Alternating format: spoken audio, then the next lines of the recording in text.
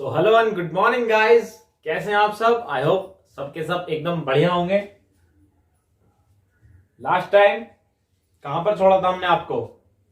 छोड़ा नहीं था यार, जस्ट आपको एक छोटा सा एस्केप टाइम देकर गए थे, जो आप अपने बोरिंग शेड्यूल से रिकवरी के लिए इस्तेमाल कर सकते थे। आई होप अब आप रिकवर हो चुके होंगे बढ़िया तरीके से और एक नए एनर्जी के साथ। हम भी आ गए हैं और आई होप कि आप भी आज एक नए एनर्जी के साथ आए होंगे कुछ नया सीखने के लिए। तो चलिए शुरू करते हैं और कंटिन्यू करते हैं अपने लेक्चर को। और आज हम चैप्टर 1 में यानी कि रिप्रोडक्शन इन ऑर्गेनिजम्स में बात करने वाले हैं सेक्सुअल रिप्रोडक्शन के बारे में। हमारे पिछले जो 2 लेक्चर्स हुए हैं उनमें हमने एसेक्सुअल रिप्रोडक्शन क्या होता है, उसके टाइप्स क्या क्या हैं, उन डिफरेंट टाइप्स को डिस्कस कर लिया है। अब हम डिस्कस करने जा रहे हैं सेक्सुअल रिप्रोडक्शन को। ठीक है, तो चलिए कंटिन्यू करते हैं और आज हम पढ़ने जा रहे हैं सेक्सुअल रिप्रोडक्शन।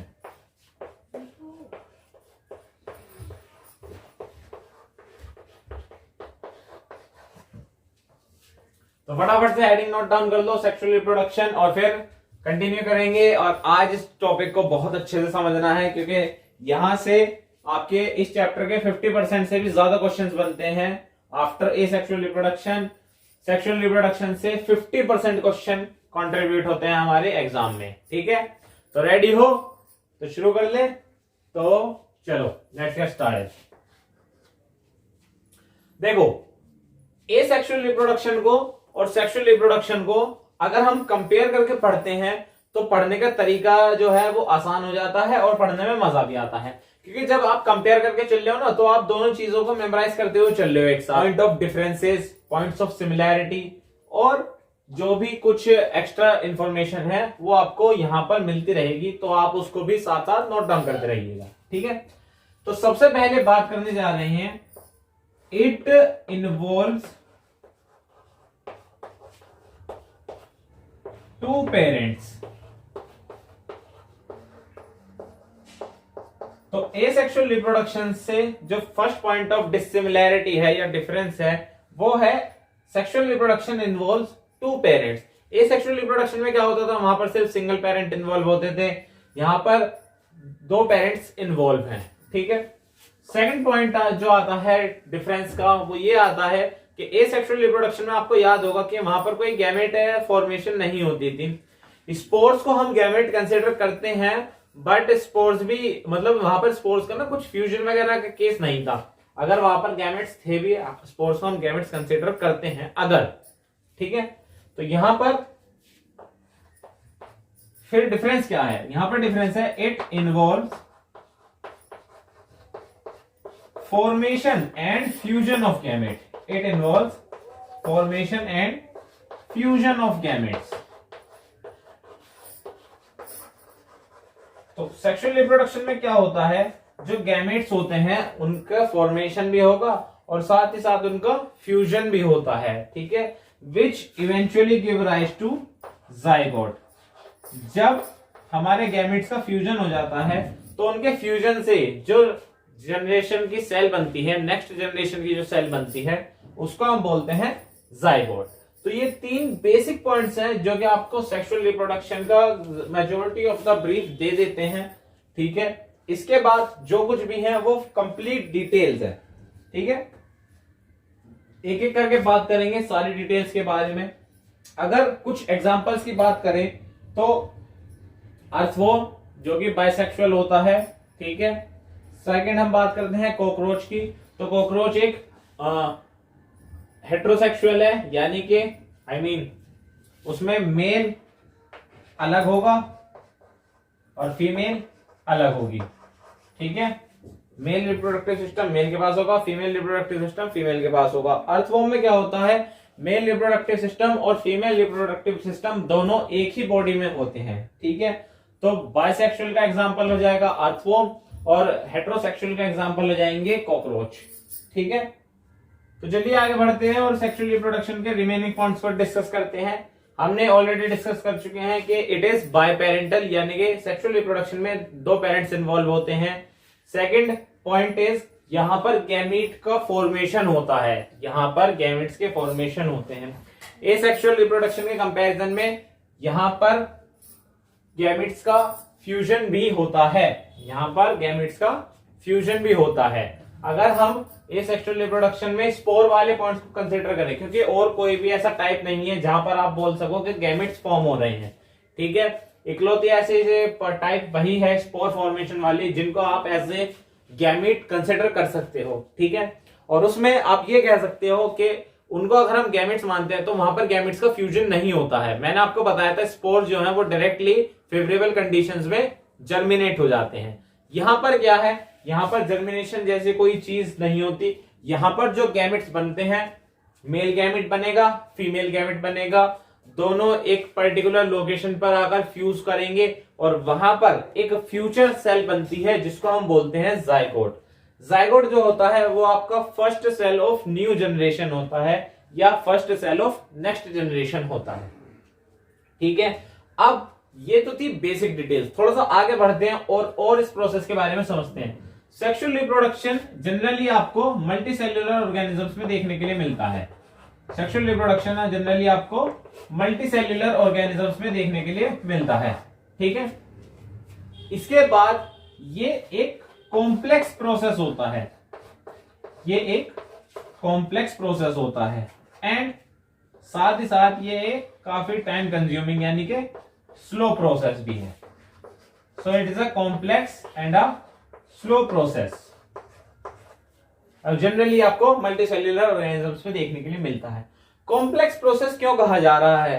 देखो, कॉम्प्लेक्स प्रोसेस इसलिए कहा जाता है कि सबसे पहले तो गैमेट्स बनते हैं, ठीक है। जो भी आपके ऑर्गेनिज्म होते हैं, जो मेल होगा जो फीमेल होगा, उनकी बॉडी के अंदर गैमेट्स बनेंगे। गैमेट्स बनने का जो मेथड होता है वही काफी ज्यादा कॉम्प्लेक्स हो जाता है। उसके बाद की जो प्रोसेसिंग है वो तो आप छोड़ ही दो, ठीक है। वो सब हम आगे धीरे धीरे जैसे चैप्टर्स में प्रोसीड्स करेंगे, ठीक है। सारी डिटेल्स हम एक एक कर समझेंगे, ठीक। तो इसीलिए हम इसको एक काफी ज्यादा कॉम्प्लेक्स प्रोसेस बोलते हैं। और जब इतना ज्यादा कॉम्प्लेक्स होता है तो आपको पता ही है कि जब चीज कॉम्प्लेक्स होगी तो उसको सॉर्ट आउट होने में या उसको कंप्लीट होने में टाइम भी ज्यादा लगता है, इसलिए ये एक स्लो प्रोसेस भी कहा जाता है। तो ये थी हमारे सेक्सुअल रिप्रोडक्शन की बेसिक डिटेल्स। आई होप ये आपको समझ में आया होगा। कंटिन्यू करते हैं, और अगर किसी को नहीं समझ में आया है तो एक बार लेक्चर को दोबारा से रीस्टार्ट करो, अच्छे से समझो, ठीक है। वरना कोई चिंता की बात नहीं है। मैंने बताया था आपको कि हम बाकी की तरह नहीं है कि आया पढ़ाया और चले गए, बिल्कुल नहीं। देखो, हर एक चैप्टर अपने आप में यूनिक होता है, उसको पढ़ने के समझने के तरीके होते हैं। सबसे पहले हम डिटेल्ड अप्रोच कंज्यूम करते हैं, ठीक है। यानी कि अच्छे से एक एक टॉपिक को समझते हैं, उसकी डिटेल्स को लिखते हैं, पढ़ते हैं, ठीक है। और फाइनली सारी चीज को सम अप करने के लिए एक समरी या रिवीजन करते हैं, ठीक है। तो रिवीजन भी हम आपके ऊपर नहीं छोड़ेंगे, हम आपके लिए रिवीजन लेक्चर भी लेकर आएंगे। तो आपको चिंता करने वाली कोई बात नहीं है। फिलहाल आपको बस इतना सा करना, अगर अभी तक समझ नहीं आया तो लेक्चर को रिस्टार्ट कर लो, कोई वो नहीं है, हल्का सा स्पीड बढ़ा लेना, समझ में आ जाएगा, ठीक है। और अगर नहीं आता है तो बताना, मैं कोशिश करूंगा कि जल्द से जल्द आपके लिए अभी तक का जितना हुआ है उसकी एक रिवीजन लेक्चर ले आऊं, ठीक है। तो चलिए कंटिन्यू करते हैं और आगे बढ़ते हैं।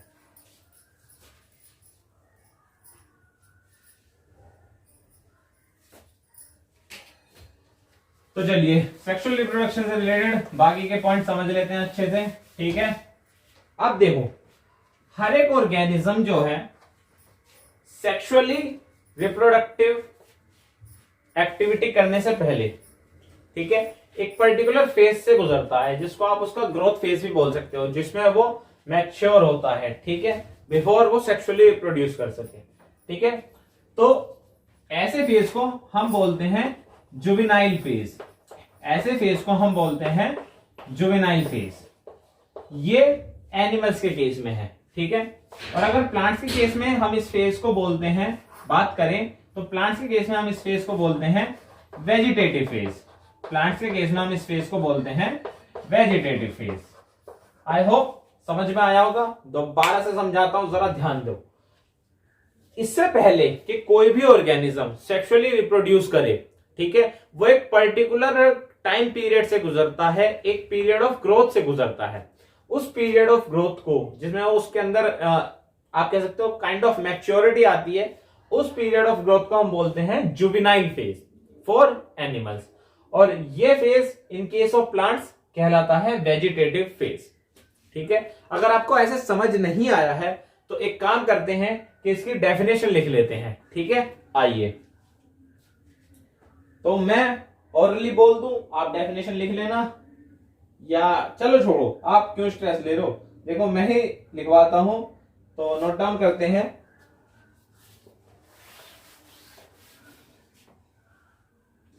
तो इसमें लिखो, all organisms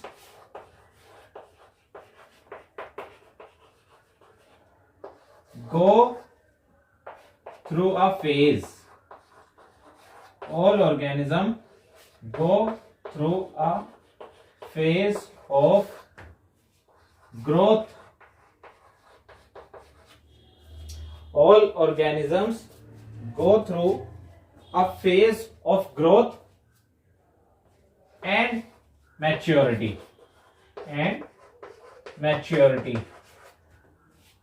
Before it can reproduce sexually.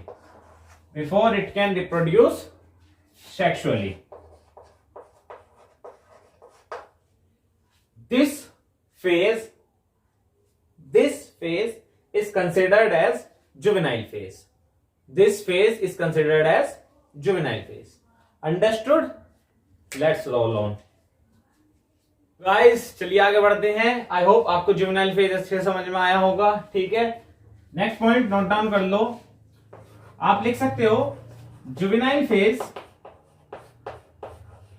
In case of plants,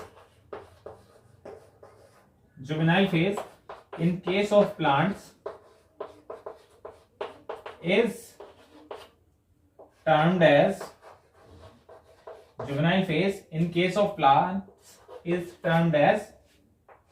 vegetative phase.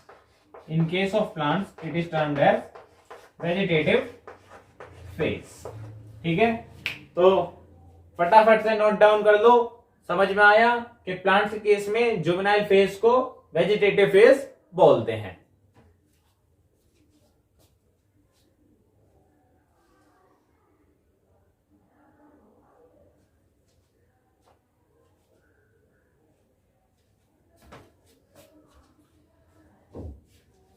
तो चलिए गाइस आगे रोल ऑन करते हैं और समझते हैं अब एक बहुत ही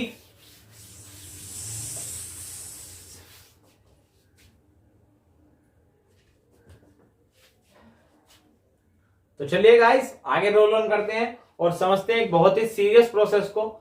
इस प्रोसेस को हम डिटेल में आगे पढ़ेंगे। ठीक है, मैं जस्ट आपको एक छोटा सा डेफिनेशन बताने वाला हूं, छोटा सा इंट्रोडक्टरी पार्ट बताने वाला हूं। डेफिनेशन भी नहीं बोल सकते क्योंकि डेफिनेशन भी काफी बड़ा टर्म हो जाता है। मैं बस आपको यहाँ पर छोटा सा इंट्रोडक्टरी पार्ट देने वाला हूं। ठीक है, तो जरा समझो, जब हम फीमेल्स के बारे में बात करते हैं, सेक्सुअल रिप्रोडक्शन में जब हम फीमेल्स के बारे में बात करते हैं, तो before females can reproduce sexually, their reproductive system undergoes cyclical changes. यानी कि जब हम सेक्सुअल रिप्रोडक्शन में फीमेल्स की बात करते हैं तो बिफोर, यानी कि इससे पहले कि वो सेक्सुअली रिप्रोड्यूस कर सकें, उनके जो रिप्रोडक्टिव सिस्टम होता है उसके अंदर कुछ सीरीज ऑफ साइक्लिकल चेंजेस आते हैं। मतलब टाइम टू टाइम वो चेंजेस होते रहते हैं और वो रिपीट होते हैं। पहली बार जब होगा तो वो नया होगा, उसके बाद वो प्रोसेस रिपीट होता रहता है। ठीक है, टाइम टू टाइम, इसलिए इसको हम बोल देते हैं साइक्लिकल चेंजेस होते हैं। ठीक है, उस साइक्लिकल चेंज को जो रिप्रोडक्टिव सिस्टम में हो रहा है फीमेल्स के, उसको हम बोल देते हैं मेंस्ट्रुअल साइकिल। ठीक है, और इसको भी हम दो तरीके से बात करते हैं। एक तो बात करते हैं हम प्राइमेट्स में, दूसरा हम बात करते हैं नॉन प्राइमेट्स में। ठीक है, अगर हम एक प्राइमेट फीमेल की बात करते हैं प्राइमेट्स आप समझते हैं, आप सरल भाषा में कहो तो humans and human like organisms, ठीक है, या हमसे क्लोजली रिलेटेड स्पीशीज जो है, जैसे कि एप्स, गोरिल्लास, ठीक है, और ह्यूमंस इटसेल्फ। तो ह्यूमन फीमेल्स या एप्स या गोरिल्लास फीमेल के जो रिप्रोडक्टिव सिस्टम में सीरीज ऑफ साइक्लिकल चेंजेस होते हैं उसको हम बोलते हैं मेंस्ट्रुअल साइकिल, उसको हम बोलते हैं मेंस्ट्रुअल साइकिल। बात समझ में आई? चलो और आगे बढ़ते हैं, और अब हम बात करने जा रहे हैं नॉन प्राइमेट्स के बारे में, ठीक है। देखो आते ये भी मैमल्स में ही है, लेकिन ये ह्यूमन एंसेस्टर्स या ह्यूमन रिलेटेड स्पीशीज नहीं है, ठीक है। तो यानी कि जितनी बची हुई है लाइक आपके काउ, डॉग्स, ठीक है, एटसेट्रा, इन सब की फीमेल्स के अंदर जो साइक्लिकल चेंजेस आते हैं रिप्रोडक्टिव सिस्टम में उसको हम बोलते हैं ऊस्ट्रस साइकिल, उसको हम बोलते हैं ऊस्ट्रस साइकिल, ठीक है। आई होप मैंने ये सबसे सिंपलेस्ट भाषा में समझाने की कोशिश करी है। चलो एक काम करते हैं, इनकी डेफिनेशन लिख लेते हैं, डेफिनेशन से आपको क्लियर कट समझ में आ जाएगा अगर अभी तक समझ नहीं आया। हालांकि आपको मैंने पूरी कोशिश करी है कि आपको समझ में आ गया हो, बट कोई नहीं, कभी कभी ऐसा होता है कि नहीं समझ में आ पाता, क्योंकि यह टर्म्स आपके लिए थोड़े से नए हैं, थोड़े से नए हैं। लाइक अगर आपने 11th क्लास में अच्छे से पढ़ाई करी होगी तो ये आपके लिए बिल्कुल भी नए टर्म्स नहीं है, ये सब चीज आप ऑलरेडी पढ़ चुके हो। बट इन केस आपने 11th थोड़ा सा मजाक मस्ती में और साथियों के साथ निकाल दी है, साथियों से समझ गए हो, तुम समझदार हो, तो साथियों के साथ अगर तुमने अपनी 11th क्लास निकाल दी है, कोई नहीं, अभी भी वक्त है, 12th में पढ़ दो यार, हम किस लिए, इसीलिए तो है। चलो तो डेफिनेशन लिखते हैं।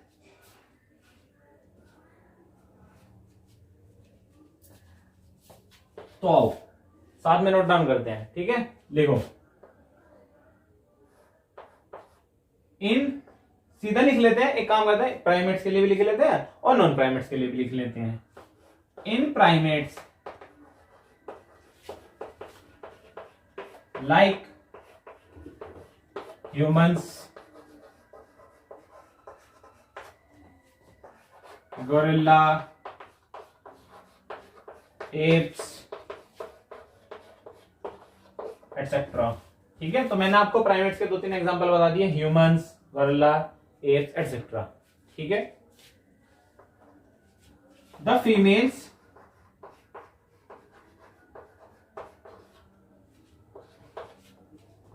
अंडरगो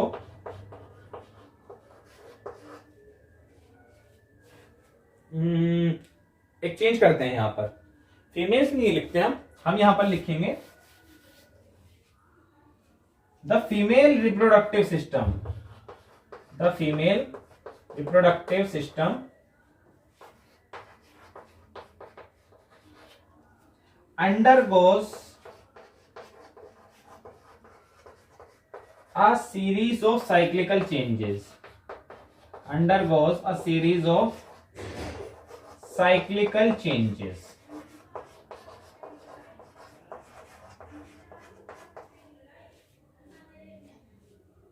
ठीक है। और यहां पर लिख लो this cycle is termed as menstrual cycle, this cycle is termed as menstrual cycle, ठीक है। बात समझ में आई? देखो बहुत आसान भाषा में लिखवाया है।